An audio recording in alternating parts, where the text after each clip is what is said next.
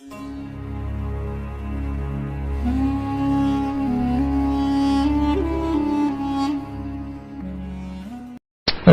اعلیٰ حضرت اور اشرف علی تھانوی ایک ہی استاد کے شاگرد ہیں اور کیا انہوں نے ایک ہی مدرسے سے تعلیم حاصل کری؟ بالکل صحیح بتایا آپ نے. کسی شخص نے کہا نا جھوٹ بولنے کے لیے طریقے کی ضرورت ہوتی،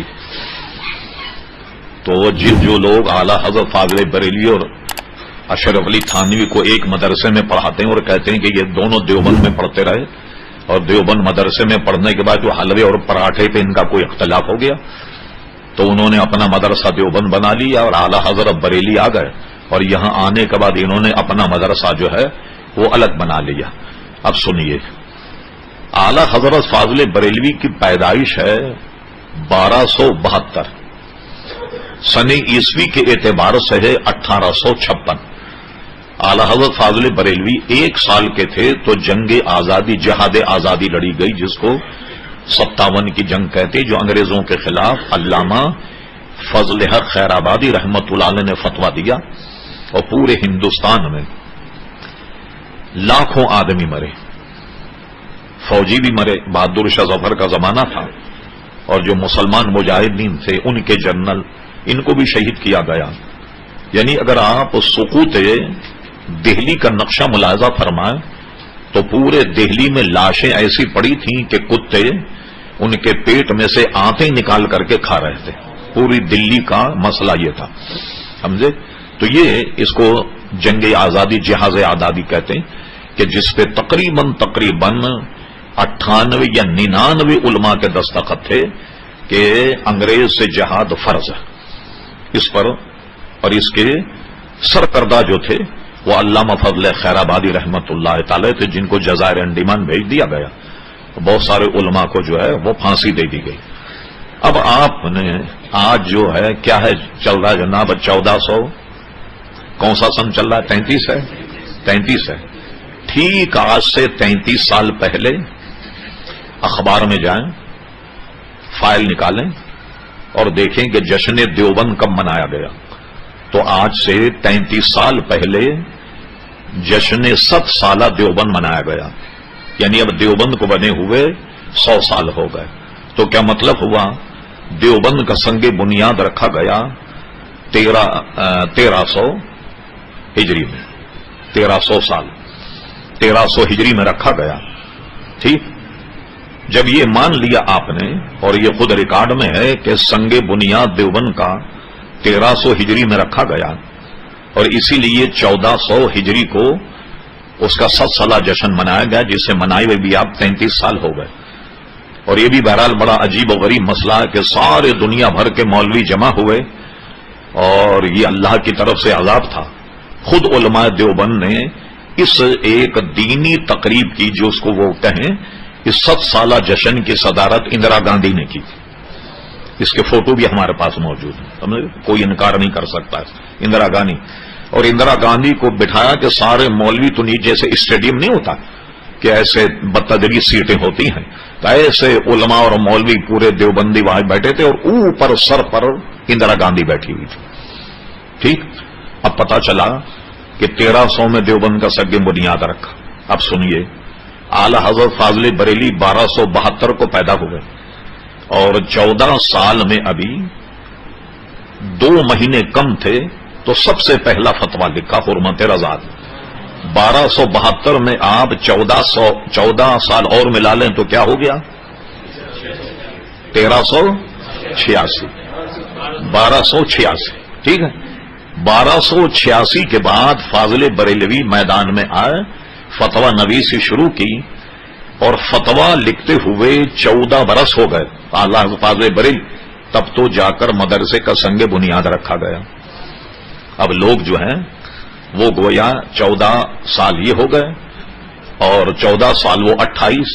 اب 28 سال یا 26 سال پہلے اعلیٰ حضرت کو دیوبند میں داخل بھی کر دیا، فارغ التحصیل بھی کر دیا اور چھلوا پراٹھے پہ جھگڑا بھی ہو گیا اور اعلیٰ حضرت نے آن کر بریلی میں اپنا مدرسہ الگ بھی بنا لیے. یہ ہے وہ مارے گھٹنا پھوٹے آنکھ.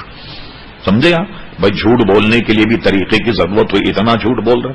اور میں بتاؤں، میں نے بہرحال اپنے حیثیت کے مطابق جو کہتے ہیں نا دیوبند میں پڑھا اعلیٰ، आला हजरत किताबों का मुतालिया किया, आला हजरत ने कई ख्वाब भी देखे, बेशुमार ख्वाब जिसका जिक्र वो अपने फतावे में कहीं ना कहीं करते।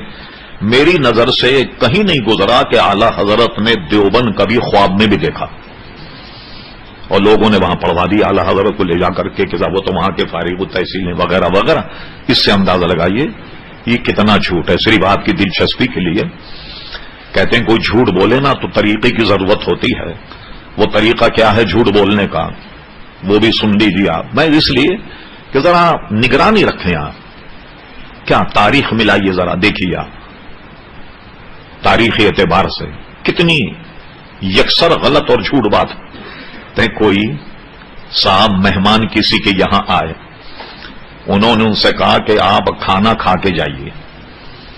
उन्होंने घर में आन करके पूछा, छोटा सा मकान था, अपनी बीवी से आज क्या पकेगा मेहमान आए। बीवी की कोई तेज तर्रार आजकल ये कहने लगे खाक पकेगा, जब देखो मेहमान चले आ, अभी चाय बनाओ तो अभी ये करो वो करो, खाक पकी। ये मेहमान ने सुन लिया। वो जब बाहर आए तो उन्होंने साहब माजरत, खाना वाना तो हम नहीं खाएंगे। कहने क्या हुआ, क्यों बुरा? कहने लगे बेगम की आवाज आई खाक पकेगा। अरे कहने लगे आप समझे ही नहीं, ये बताइए आप खाक का उल्टा करो तो क्या बनता? उसने कहा काख। कहने काख फारसी में महल को कहते हैं, अब महल का उल्टा करो क्या बनता है? उन्हें कहा लहम। कहने लहम अरबी में गोश्त को कहते हैं। तो मेरी बेगम ने कहा कि आज आपके मेहमान आने की खुशी में गोश्त पकेगा।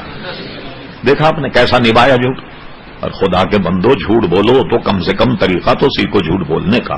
कहां आला हजरत को फतवा लिखते हुए 14 साल गुजर गए, और उसके बाद तो देवबंद का संगे बुनियाद रखा गया, और आपने आला हजरत को देवबंद में दाखिल भी कर दिया, अशरफ अली थानवी से झगड़ा भी कर दिया, और आला हजरत को बरेली भेज दिया। आला फाजिल बरेलवी अपनी 4-5 पुश्तों से बरेली शरीफ में रहते थे। ये अफगानिस्तान के रहने वाले थे, अफगानिस्तान से हिजरत करके लाहौर आए।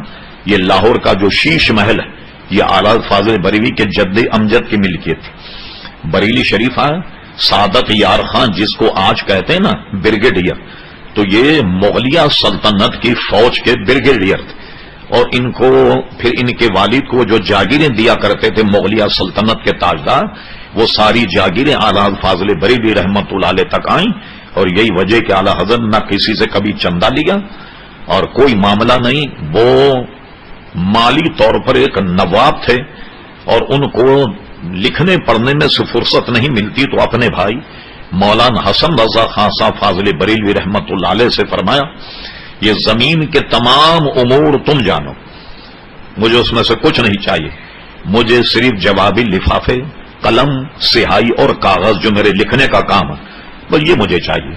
तो सारी घर की जरूरतें वो पूरी करते, और कलम, दवात, कागज, लिफाफे, इसलिए कि आला हज़रत जवाबी लिफाफा भी नहीं मांगते किसी से।